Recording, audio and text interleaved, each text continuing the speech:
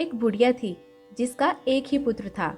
जब उसके पुत्र का विवाह हुआ तो वह बहू से घर का सारा काम करवाती, परंतु उसे ठीक से खाना नहीं देती।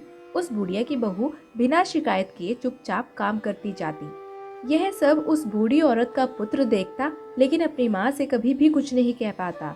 काफी सोच विचार करने के बाद लड़के ने अपनी माँ से कहा कि माँ, मैं पैसे कमाने के लिए शहर जा रहा हूँ। यह सुनकर उसकी माता ने उसे जाने की आज्ञा दे दी। इसके बाद वह अपनी पत्नी के पास गया और उसने अपनी पत्नी से कहा कि मैं शहर जा रहा हूँ, क्या तुम मुझे अपनी कुछ निशानी दे सकती हो? यह सुनकर उसकी पत्नी उसके चरणों में गिरकर रोने लगी और कहने लगी कि मेरे पास तुम्हें देने के लिए कुछ भी नहीं है। पति के चरणों में गिरने से उसके गोबर से सने हाथों की छाप उसके जूतों पर बन गई। पुत्र के जाने के बाद सास का अत्याचार अपनी बहू पर और अधिक बढ़ गया। बढ़ते अत्याचारों के कारण वह अधिक दुखी हो गई और दुखी होकर मंदिर चली गई। उसने मंदिर में बहुत सी महिलाओं को पूजा करते हुए देखा। जब उसने इस बारे में जानकारी ली तो उसे संतोषी माता के व्रत और फल की प्राप्ति का पता चला। उसे मंदिर में उपस्थित महिलाओं ने बताया कि शुक्रवार को स्नान के पश्चात एक लोटे में शुद्ध जल लेकर गुड़ तथा चने के प्रसाद लेना और फिर व्रत पूजन करना। लेकिन ध्यान रखना कि इस दिन भूल से भी खट्टी चीजों का सेवन ना ही खुद करना चाहिए और ना ही प्रसाद ग्रहण करने वालों को करने देना चाहिए। बहू ने भी फिर शुक्रवार को संतोषी माता का व्रत रखा। कुछ दिनों बाद उनके घर में पैसों से जुड़ी समस्याएं तथा सास के अत्याचार खत्म होने लगे। इसके बाद बहू ने कहा कि हे माँ, जब मेरा पति घर आएगा तो मैं व्रत का उद्यापन करूंगी।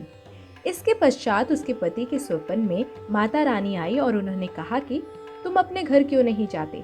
फिर उसके पति ने स्वप्न में कहा कि सेठ का अभी तक पूरा सामान नहीं बिका है। इसके बाद माता की कृपा से उसके सेठ का सारा सामान बिक गया।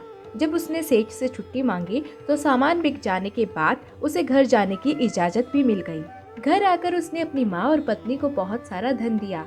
इसके पश्चात उसकी पत्नी ने संतोषी माँ के व्रत का उद्यापन करने के लिए कहा।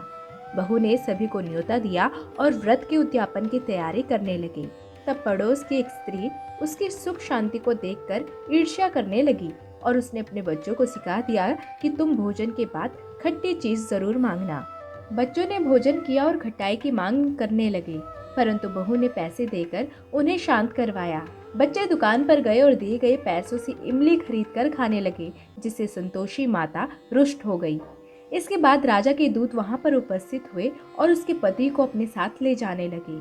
जब उसको इस बात का पता चला कि बच्चों ने खटाई खाई है तो उसने फिर से व्रत लेने का संकल्प लिया और फिर से विधि पूर्वक व्रत का उद्यापन किया। तब संतोषी माँ उसकी भक्ति से प्रसन्न हुई और 9 महीने के बाद उसने एक पुत्र को जन्म दिया। इसके बाद माँ, बहू और बेटा सभी खुशी खुशी जीवन व्यतीत करने लगे। दोस्तों, कहते हैं कि जो भी संतोषी माता की व्रत कथा यानी कि शुक्रवार की व्रत कथा को पढ़ता या सुनता है तो उसके सभी दुख दूर होते हैं और उसे सभी सुखों की प्राप्ति होती है। उम्मीद करते हैं दोस्तों आपको हमारा वीडियो जरूर पसंद आया होगा, तो वीडियो को लाइक और शेयर जरूर कीजिए। साथ ही चैनल को सब्सक्राइब करना ना भूलें और बेल आइकन पर भी जरूर क्लिक करें। धन्यवाद।